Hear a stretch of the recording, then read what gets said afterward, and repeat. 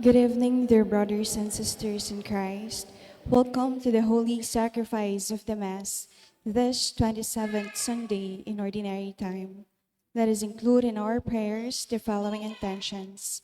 For the thanksgiving of Richard and Chona Yumul, Ninfa Agapitoong, Russell, Portugal.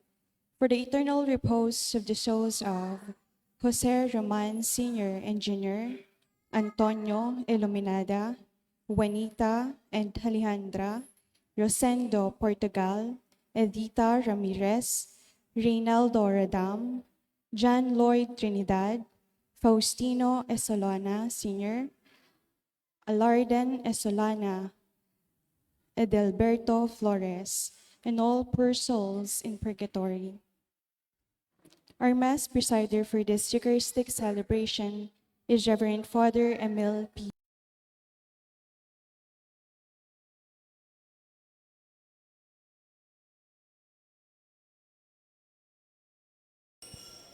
Let us all rise to glorify the Lord by singing the entrance hymn.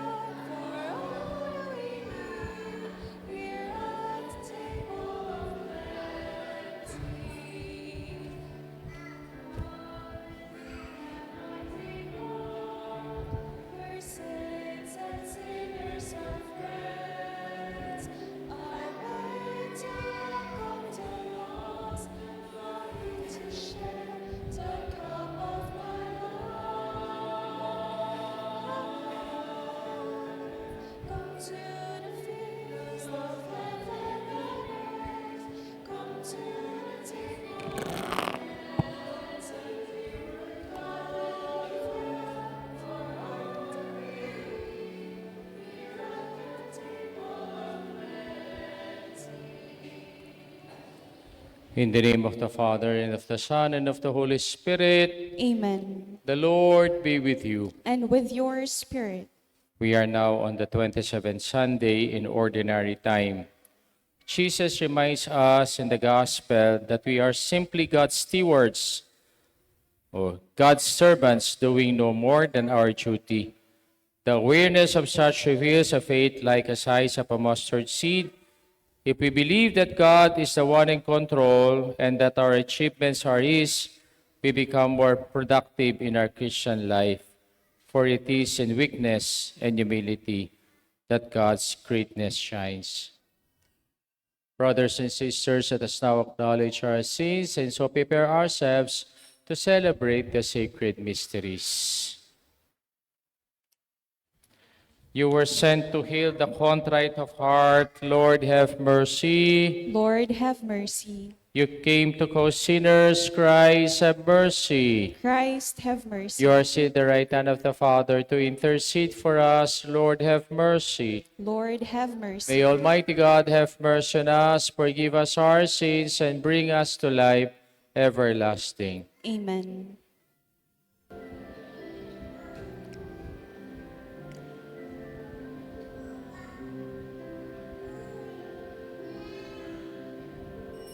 Glory to God in the highest, and peace to God's people on earth. Glory to God in the highest, and peace to God's people on earth. Glory to God in the highest, and peace to God's people on earth. Glory to God in the highest, and peace to God's people on earth. Lord God, heavenly King, Almighty God and Father, we worship you, we give you thanks, we praise you for your glory. Glory to God in the highest, and peace to God's people on earth. Glory to God in the highest, and peace to God's people on earth. Lord Jesus Christ, only Son of the Father, Lord God, Lamb of God, you take away the sins of the world. Have mercy on us. Have mercy on us. You are seated at the right hand of the Father. Receive our prayer, receive our prayer. Glory to God in the highest, and peace to God's people on earth. Glory to God in the highest, and peace to God's people on earth. You alone are the Holy One, you alone are the Lord, you alone are the Most High, Jesus Christ, with the Holy Spirit, the glory of God, the Father.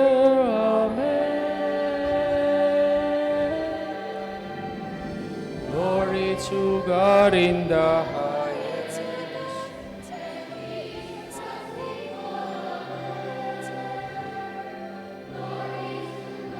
In the highest, and peace to God's people on earth. Glory to God in the highest, peace to God's people on earth. Glory to God in the highest, and peace to God's people on earth.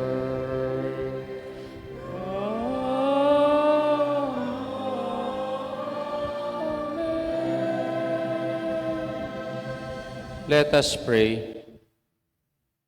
Almighty ever-living God, who in the abundance of your kindness surpass the merits and desires of those who entreat you, pour out your mercy upon us to pardon what conscience dreads, and to give what prayer does not dare to us, through our Lord Jesus Christ, your Son, who lives and reigns with you in the unity of the Holy Spirit, one God, forever and ever. Amen. Amen.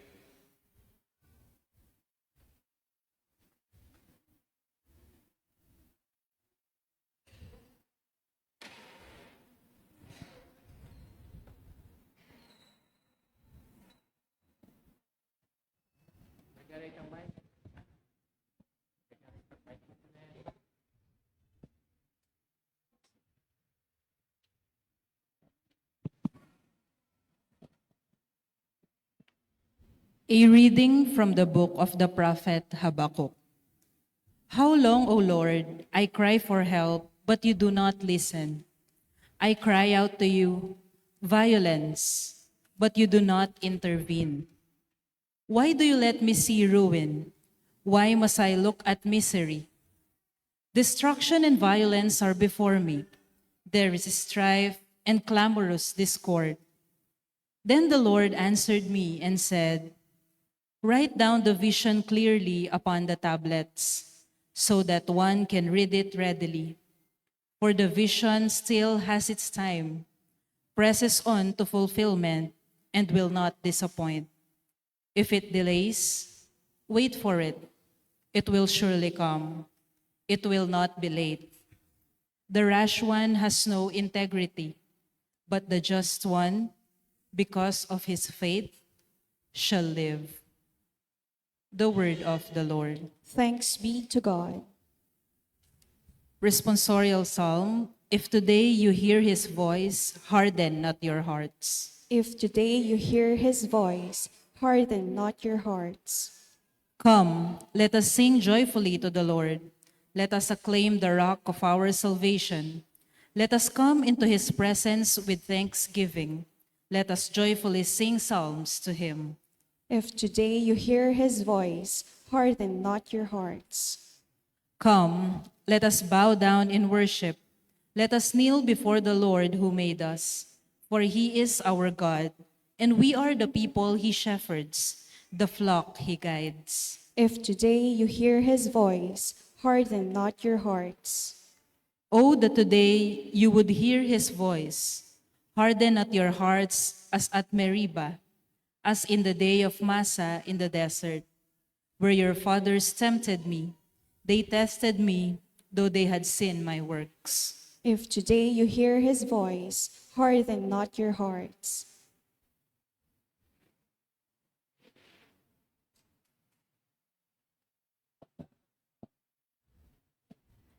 A reading from the second letter of St. Paul to Timothy. Beloved, I remind you to stir into flame the gift of God that you have through the imposition of my hands. For God did not give us a spirit of cowardice, but rather of power and love and self-control. So do not be ashamed of your testimony to our Lord, nor of me, a prisoner for his sake, but bear your share of hardship from the gospel with the strength that comes from God. Take as your norm the sound of words that you heard from me, in the faith and love that are in Christ Jesus. Guard this rich trust with the help of the Holy Spirit that dwells within us. The word of the Lord. Thanks be to God. Let us all rise to honor the Holy Gospel.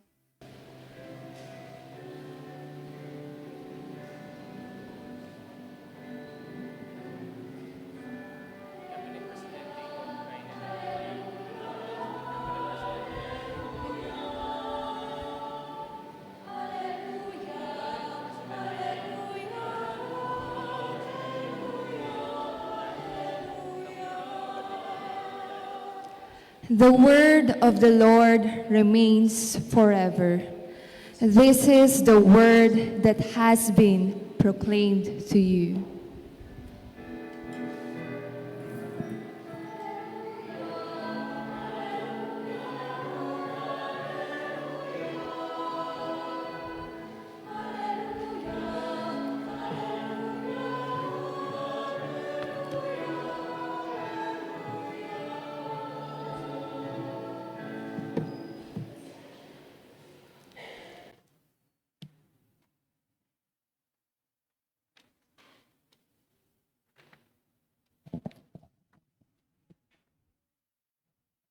The Lord be with you. and with your spirit. A reading from the Holy Gospel according to Luke. Glory to you, O Lord.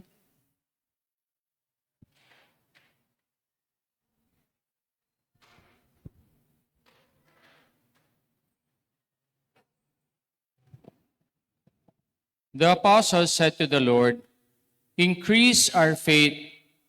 The Lord replied, "If you have faith the size of a mustard seed, you would say to this mulberry tree, 'Be uprooted and planted in the sea,' and it would obey you. Who among you would say to your servant, who has just come in from plowing or tending sheep in the field, 'Come here immediately and take your place at table'? Would he not rather say to him, 'Prepare something for me to eat. Put on your apron and wait on me while I eat and drink. You may eat and drink when I am finished.' Is he grateful to that servant because he did what was commanded? So should it be with you. When you have done all you have been commanded, say, 'We are unprofitable servants. We have done what we were obliged to do.'" The Gospel of our salvation. Praise to you, Lord Jesus Christ. Okay, good evening po sa inyong lahat. And we are now on the 27th Sunday in Ordinary Time.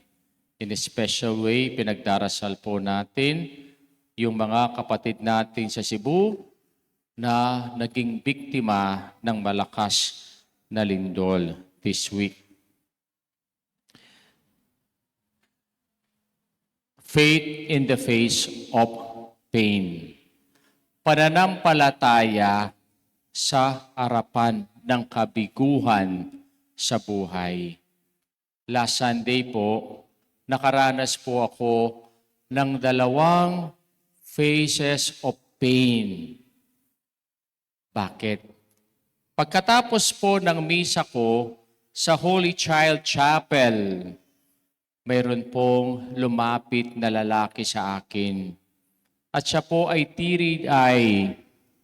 At sabi niya sa akin, "Among, i-bless niyo po ako kasi I was diagnosed with cancer. And tomorrow is my first chemotherapy session." Nakita ko po yung kanyang mukha kung paano niya dinadala yung kapaghatian na ito. Yung not only of physical pain, but also emotional pain. Yung pong kanyang pag-aalala, yung kanyang takot, o kaya kung paano niya harapin itong kapighatihan na ito sa buhay niya. Nung pong bago ko magmisa ng 10:30 a.m. sa St. Joseph Chapel, mayroon naman pong lumapit sa akin, umiiyak na lalaki. At ang sabi niya po sa akin, "Father, kamamatay lang po ng aking kapatid in a motor accident." At ang tanong niya sa akin, bakit nangyari ito sa kapatid ko? Bakit nangyari ito sa family namin? Paano ko ba maibsan ang sakit na dinadanas ko ngayon? Alam niyo po, bilang isang pari, ang pinakamahirap sa ministry namin, when we come face to face with people's pain. Kasi hindi mo alam ang sasabihin mo eh. Hindi mo naman pwedeng i-theologize yung kanyang pait na dinadaanan. O kaya even rationalize psychologically yung pait na kanyang dinaranas or even spiritualize yung pain na dinadaanan niya. Kaya minsan, kaming mga pare, nandun lang kami. Nakikinig, nakikiisa. Kung pwede, No, naluluha din kami empathizing with the pain of these people. Kaya po, kung narinig natin yung mga readings natin ngayon, reveals also phases of pain. Sa first reading pa lang natin, narinig natin yung complaint ni Habakuk at ang sabi niya sa Diyos, "How long, O Lord, I cry for help, but you do not listen. I cry out to you violence, but you do not intervene. Why do you see ruin? Why must I look at misery?" Siguro sa atin, marami din ganong tanong sa mga dinadaanan natin ngayon sa bansa natin. Problema sa corruption, problema sa baha, o yung mga dumadaan na bagyo sa atin. O, 3 na ang dumaan. No? At may dumarating pang 2. Bakit hindi tayo tantanan ng bagyo? At yung this week, no? Yung malakas na lindol sa Cebu, ang daming namatay. Ang daming nasugatan. Perhaps ganito rin yung ating lamentations. Ganito din yung ating complaint sa Diyos. At sinasabi natin, Panginoon, ano ba ito? Wala ka bang pakialam sa amin? O, tumatahimik ka lang dyan sa mga nangyayari sa amin? Hindi pa kasama yung mga problema naming dinadaanan sa araw-araw. Yung sa second reading natin, ganun din yung karanasan ni St. Paul dealing with his own phase of pain. Bakit? Siya po ay nakakulong because of the gospel. And he was waiting for his trials and also for his death, for his persecution. Pero gumawa pa siya ng sulat kay Timothy encouraging him, "Stir up into flame the gift of God. Do not be ashamed of the testimony to the Lord or to me a prisoner. Bear your share of hardship to the gospel." Siguro ito yung kailangan natin sa panahon natin, just like St. Paul, who is willing to stand, to take risk, to stand for the gospel, to stand for the truth, even at the middle of persecution and opposition. No? Kaya ako po, bilib ako kay Secretary Vince Dizon and even Mayor Magalong is stirring up the conscience of these people doing corruption in our country.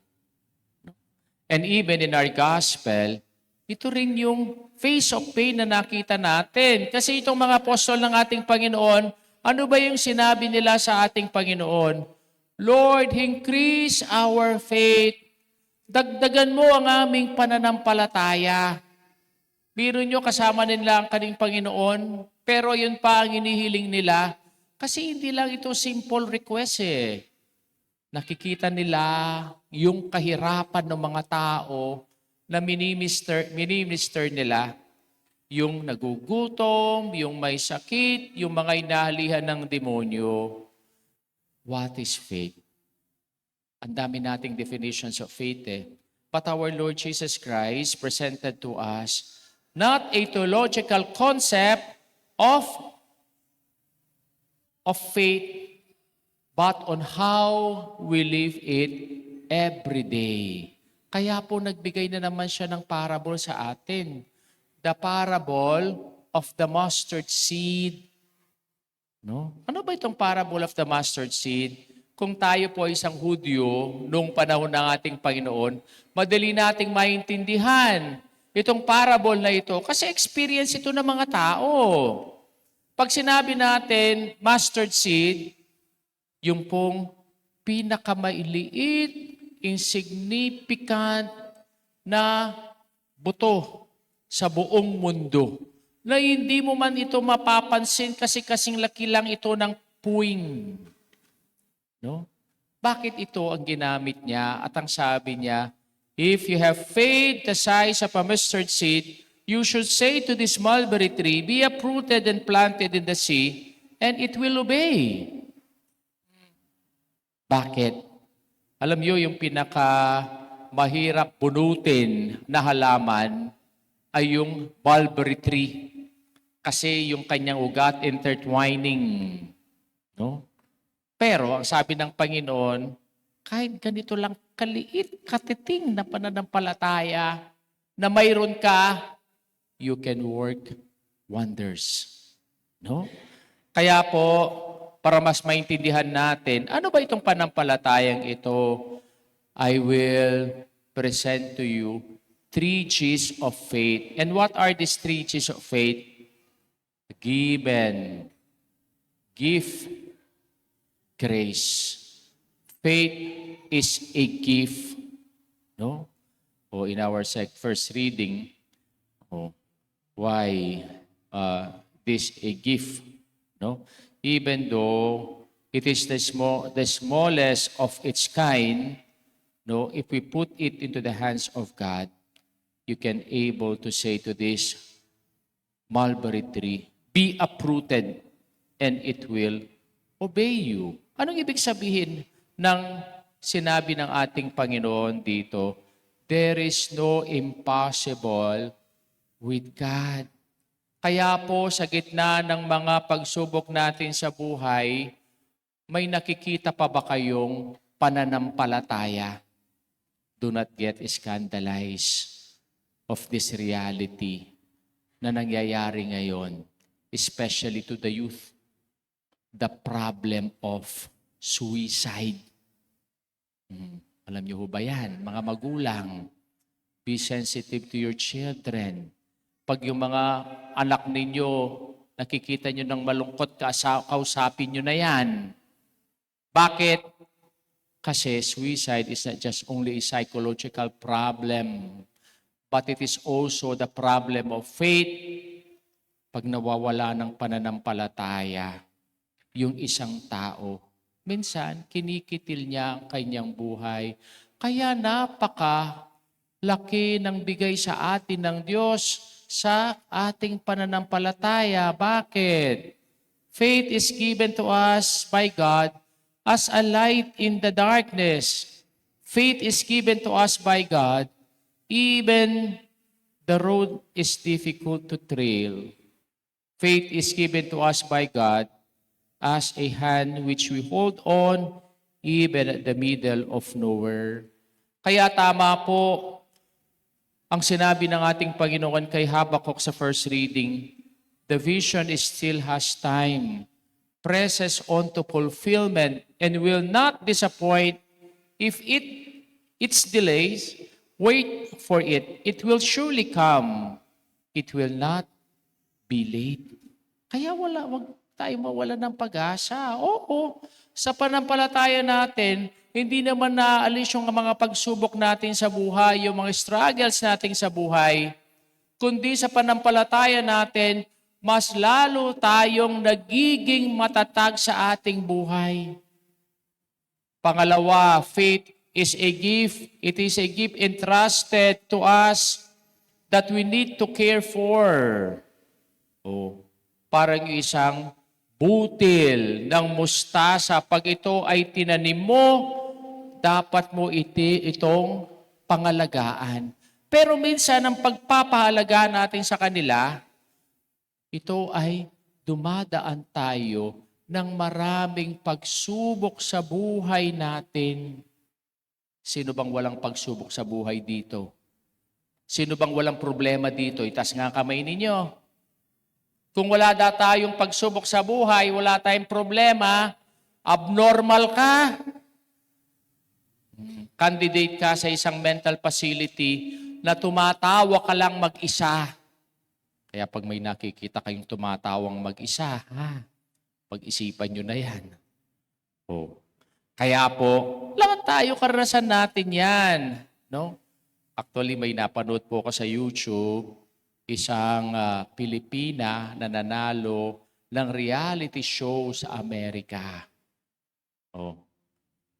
At ang sabi niya during her interview, Kasi trans woman daw siya. Okay.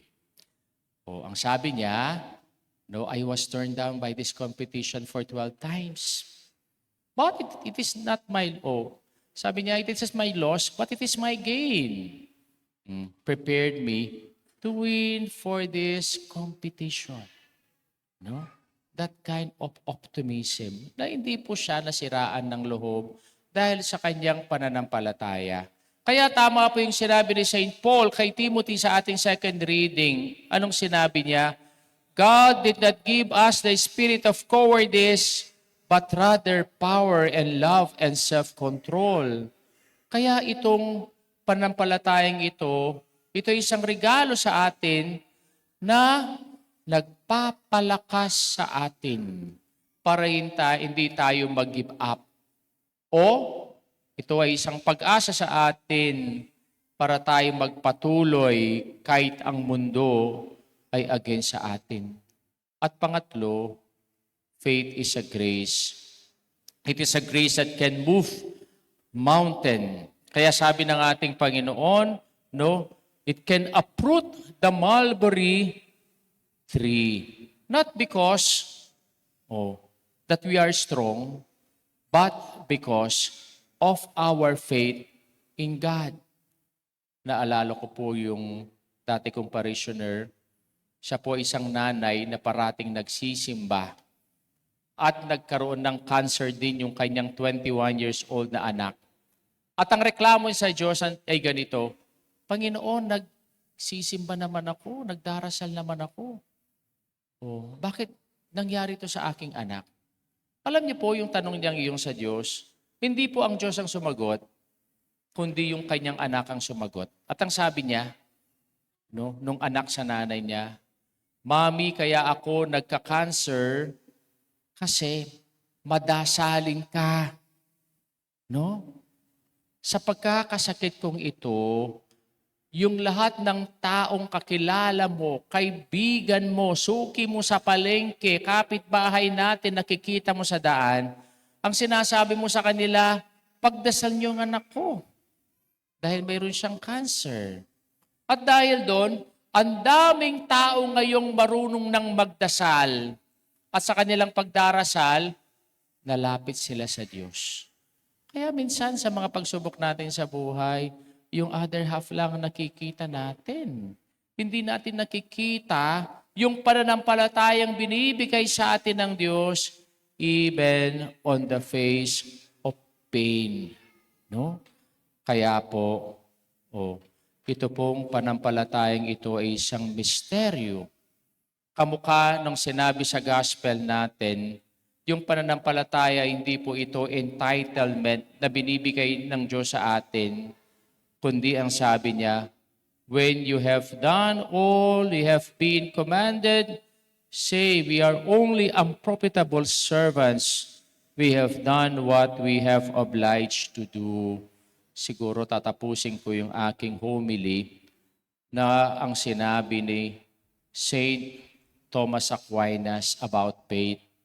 To the one who has faith, no explanation is necessary. To the one without faith, no explanation is possible. Why we need faith in the face of pain? Because faith is given as a spark of light in the middle of darkness. Faith is a gift that gives us courage at the middle of cowardice. And faith is a grace, not we are strong, but how we strong, we hold on to God.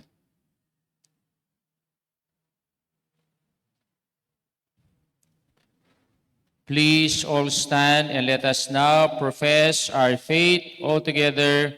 I believe in one God, the Father Almighty, maker of heaven and earth, of all things visible and invisible. I believe in one Lord Jesus Christ, the only begotten Son of God, born of the Father before all ages, God from God, light from light, true God from true God, begotten not made, consubstantial with the Father. Through him all things were made.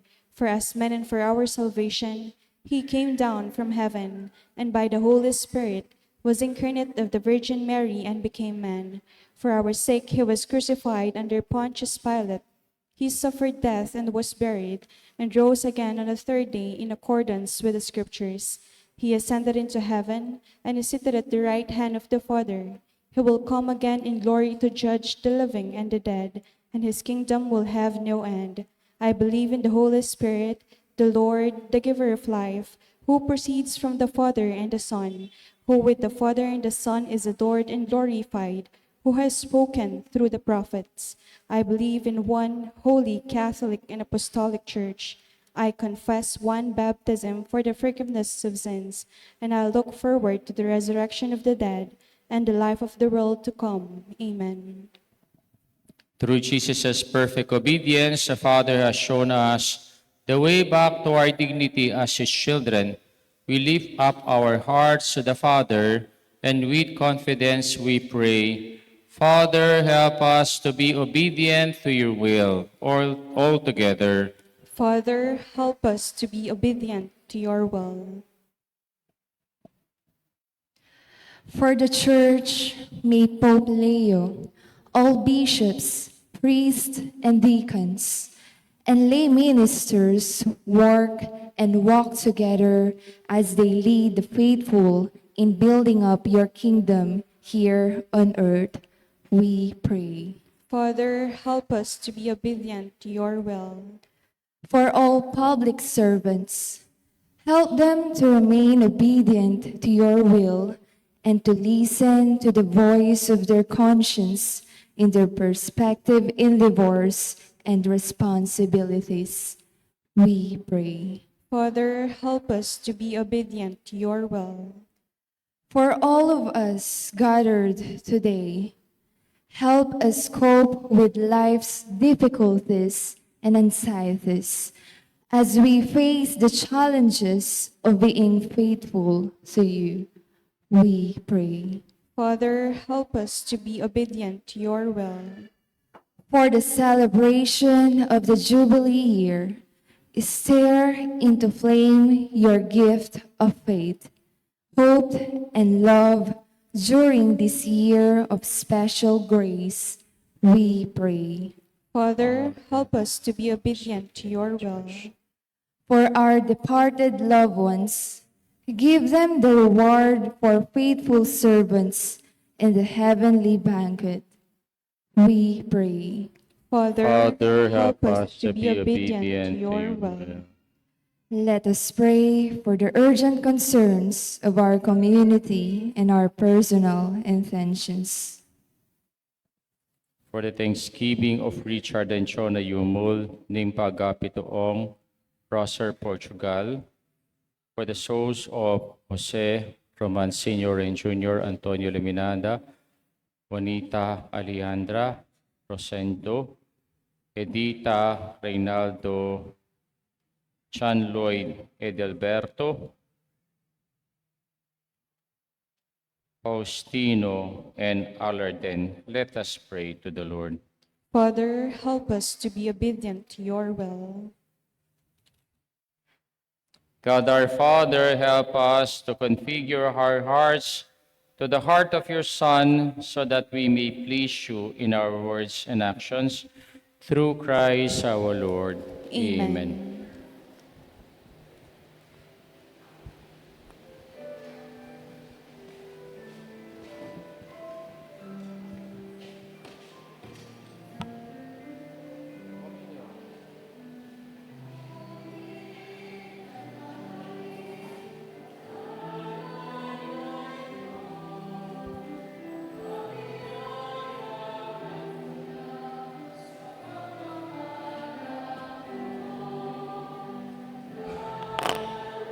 Blessed are you, Lord, God of all creation. To your goodness we have this bread to offer.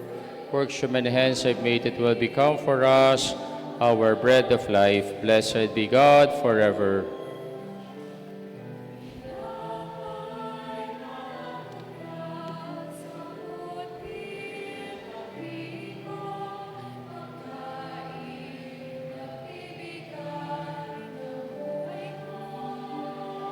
Blessed are you, Lord, God of all creation. To your goodness we have this wine to offer. Fruit of the vine, works human hands have made. It will become for us our spiritual drink. Blessed be God forever.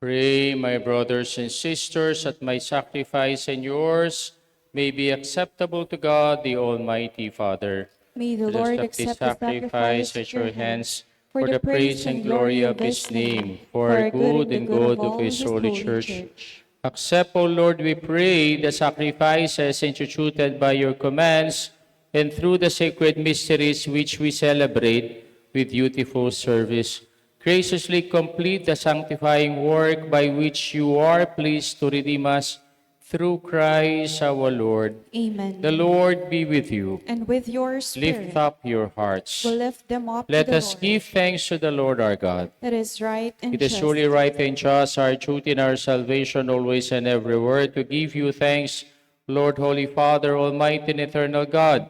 For although you have no need of our praise, yet our thanksgiving is itself your gift, since our praises add nothing to your greatness, but profit us for salvation through Christ our Lord. And so, in company with the choirs of angels, we praise you, and with joyful hope we proclaim.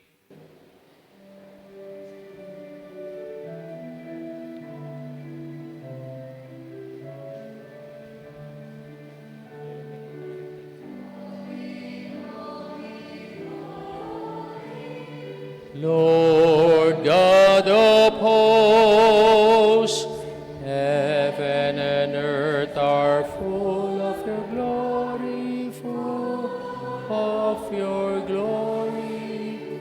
Hosanna, the highest, Hosanna in the highest.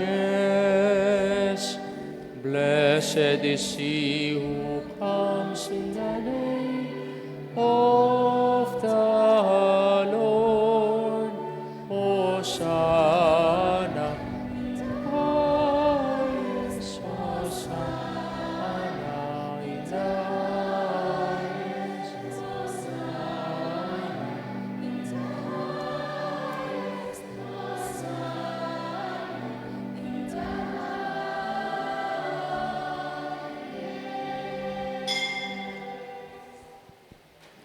You are indeed holy, O Lord, the fount of all holiness. Make holy, therefore, these gifts, we pray, by sending down your Spirit upon them, like the dew fall, so that they may become for us the body and blood of our Lord Jesus Christ.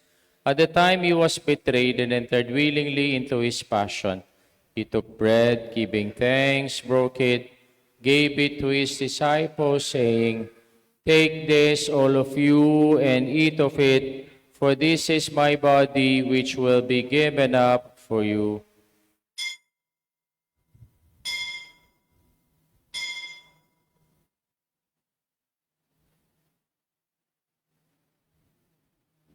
In a similar way, when supper was ended, he took the chalice, and once more giving thanks, he gave it to his disciples, saying, "Take this, all of you, and drink from it, for this is a chalice of my blood, the blood of the new and eternal covenant, which will be poured out for you and for many, for the forgiveness of sins. Do this in memory of me."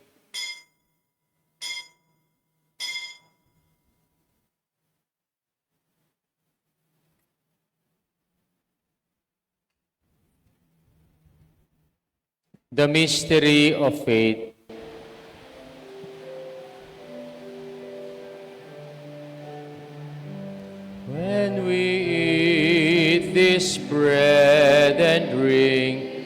this cup, we proclaim your death, O Lord, until you come again, until you come again. We proclaim your death, O Lord. Therefore, as we celebrate the memorial of his death and resurrection, we offer you, Lord, the bread of life and the chalice of salvation, giving thanks that you have held us worthy to be in your presence and minister to you. Humbly we pray that partaking of the body and blood of Christ, we may be gathered into one by the Holy Spirit. Remember, Lord, your church is spread throughout the world and bring her to the fullness of charity. Together with Leo, our Pope, Laurentino, our Bishop, and all the clergy, remember also our brothers and sisters who have fallen asleep in the hope of the resurrection, and all who have died in your mercy. Welcome them into the light of your face. Have mercy on us all, we pray, that with the Blessed Virgin Mary, Mother of God, with Saint Joseph, her spouse, with the blessed apostles and all the saints who have preached you throughout the ages, we may merit to be co-heirs to eternal life and may praise and glorify you through your Son, Jesus Christ. Through him, with him, and in him, O God, Almighty Father, in the unity of the Holy Spirit, all glory and honor is yours forever and ever. Amen, amen, amen, amen, amen, amen, amen, amen. As one community of faith, let us now pray the Lord's Prayer.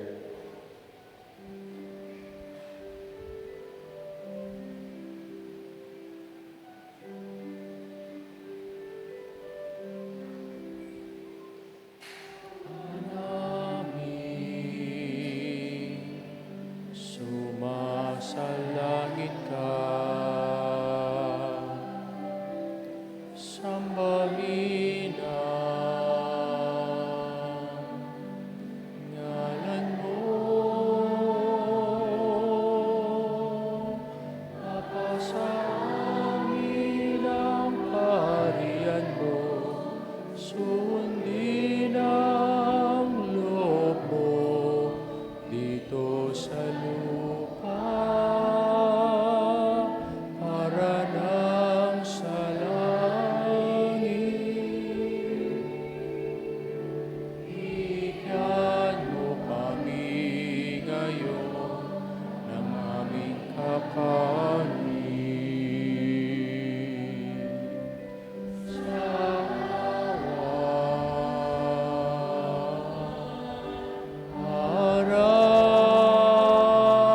araw at patawarin mo ang aming sala tulad ng aming pagpapatawad sa nagkakasala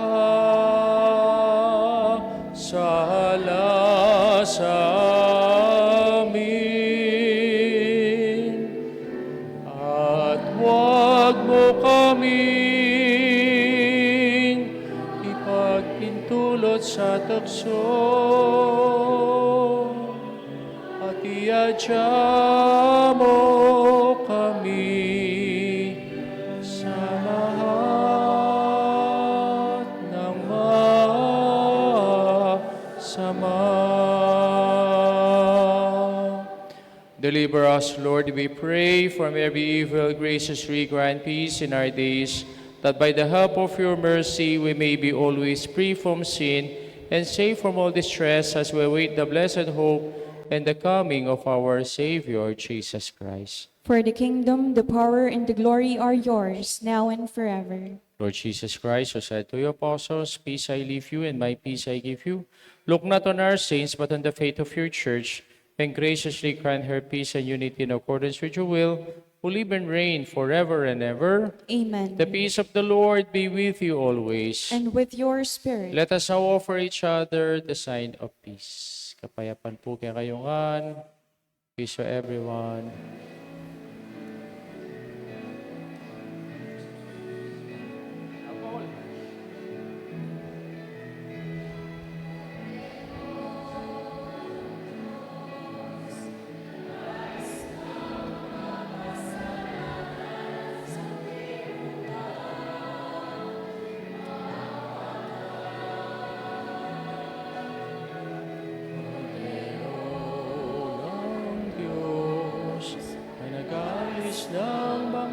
kasalanan ng sanlibutan, maawa ka. Kordero ng Diyos na nag-alis ng kasalanan, ipagkaloob mo sa amin ang kapayapaan.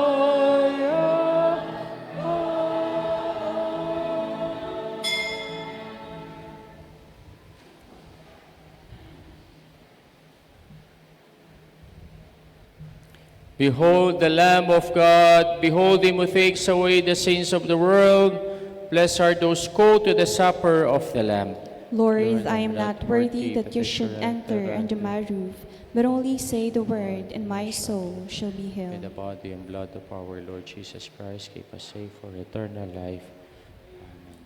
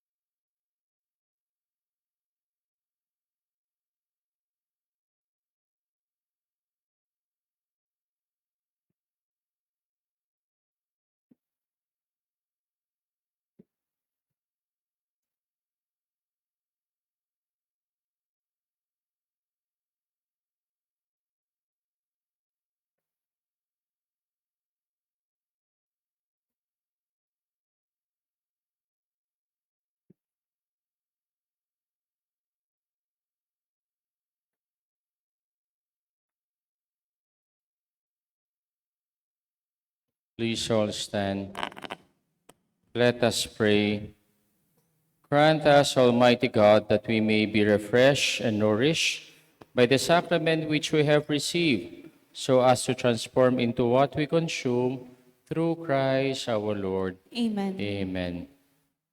Month of the Holy Rosary po this month, kaya po may bilin sa atin si Pope Leo na sana lahat ng pamilya sila po ay magdasal ng Santo Rosario. Sa simbahan po natin, every afternoon at 5 p.m., meron po tayong rosary, kasama po yung ating youth ministry.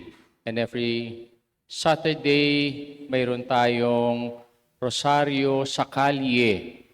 Inumpisan na po last Saturday ito, ginawa sa Sitio Radar. Kaya kung makikita po natin yung mga kabataan natin, na dala-dala po nila yung ating estardante ng Our Lady of the Holy Rosary. Sana po tulungan natin sila, samahan natin silang magdasal, kahit biglang yan lang po natin sila ng biskwit o kaya ng tubig, no? Kasi pinagdarasal po yung sitio natin pag nagdaan po sila doon sa harapan po ng bahay ninyo. And this coming Tuesday, blessing po ng ating Holy Cross Campus Santo. Kaya yung gusto pong mag-attend at 9 o'clock at gusto nang magpa-reserve ng nicho doon, welcome na po kayo. Open na po ito. No? Kaya po yung gusto mag-attend ng blessing natin of our Campus Santo, invited po lahat kayo. The Lord be with you. And with your spirit. Bow down for the blessing. Bestow, increase our heavenly grace on your faithful, O Lord. They may praise you with their lips and with their souls, with their lives. And since it is by your gift that we exist, may our whole lives be yours. Through Christ our Lord. Amen. And may the blessing of Almighty God, the Father, the Son, and the Holy Spirit come down on you and remain with you forever. Amen. Our Mass been offered. Let us go in peace and to love and to serve the Lord. Thanks be to God. Good evening to everyone.